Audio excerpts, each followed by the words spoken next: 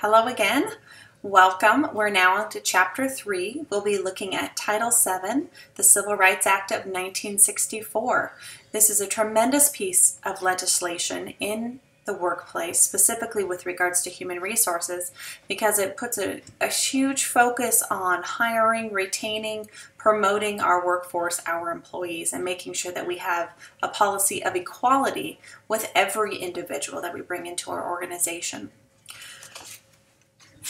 Title VII, the original intent, covered the fact that an employer cannot discriminate against race, color, gender, religion, and national origin. This has, of course, expanded up to current day, but this is where we started with the basis, that we cannot discriminate as an employer based on race, color, gender, religion, or national origin.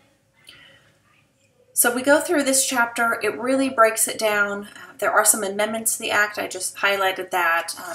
The Equal Employment Opportunity Act of 1972, Pregnancy Discrimination Act, that's something that certainly was not in play 40 years ago.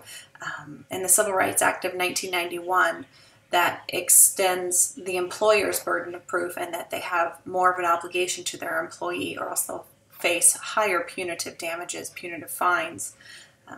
So the Title VII provisions in the workplace really focuses on hiring of employees, training, discipline, compensation benefits, and classification. If we are having an interview, for example, with any group of position, any organization, we would not place an ad in the newspaper looking for a 6-foot blonde, 130 pounds, very specific. We would be looking for a mechanical engineer, and whatever type of person that might be for our organization, we're looking for the best fit. We're not looking for the best looking person that shares our religion. We're looking for the best applicant for this position, and that's really what Title VII was put in place to do, is hold employers accountable to make sure that we are not discriminating on these factors. Of course, we're all human, and we've probably seen this in the workplace. It does happen. It truly does. Discrimination is sort of a natural human tendency. People decide what they like, what they don't like, who they can work with.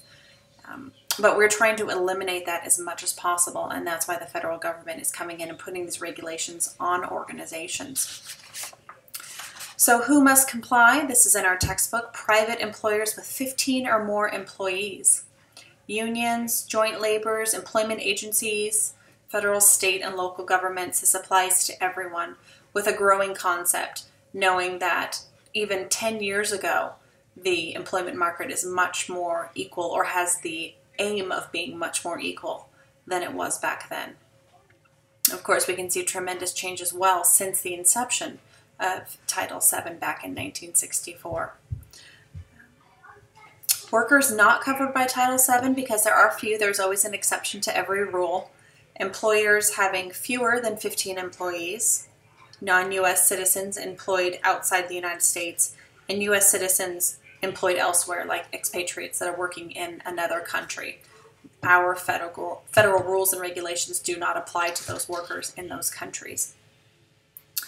So as we're going through the chapter, it really breaks down all the different elements of Title VII. This will be something that, as we go through this textbook, it will start to break down each of these segments. We will spend a specific chapter looking at gender discrimination, age discrimination, sexual discrimination, anything else that might come up. So this is our broad overview on this chapter. Filing claims. An employee can file a claim against an employer if they feel that they have been discriminated against. We'll learn a little bit more about that. And of course, there are statute of limitations. I don't know if you're familiar with that. So at a certain time frame, certain time period, we would say an employer is no longer held liable for an accusation of discrimination. And that depends on your federal and state regulations as well. So human resource professionals want to make sure that they are on the up and up with all of their own rules and regulations, noting that we are not behind the times. We are trying to be proactive on being an equal opportunity employer. You see that a lot with businesses, ad displays, job placements. They will always have that notation at the bottom that we are an equal opportunity employer. It refers back to Title VII, letting individuals know that as we hire, we promote, we retain, We're looking at the individual and the quality of work that they do, not necessarily at their qualification, their personal characteristics, their religious preferences, things of those nature. So if an employee does find that they have been wrongly accused, they have been discriminated against, they can work with the EEOC, the Equal Employment Opportunity Commission. There are a series of steps that we would go through to bring an employer to a claim, to case, to court, but it happens. Hopefully when an employee feels they have been wronged, they would start locally at the source, work with their human resource department. So as human resource professionals, you might be spending a lot of time working in these cases, making sure that things are settled, because like I said, things do happen. If we need to bring in an outside mediator, that can happen as well. That would really save some legal fees and save some time as well. We're looking at the EEOC investigation outcomes, the processes, and the chapter goes in a little bit of detail on the judicial review process. Keeping in mind what I said at the very beginning on week 1, that I'm looking for higher level overall concepts that I want you to hold on to. So what is the reason for Title VII?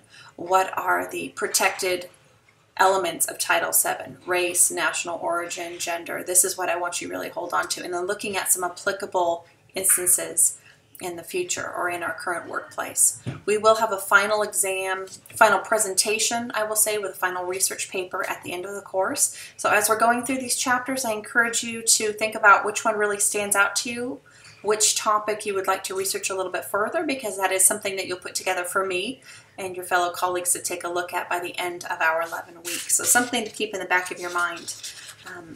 The chapter really wraps up with some management tips, some ideas for us on how we can wade through this process.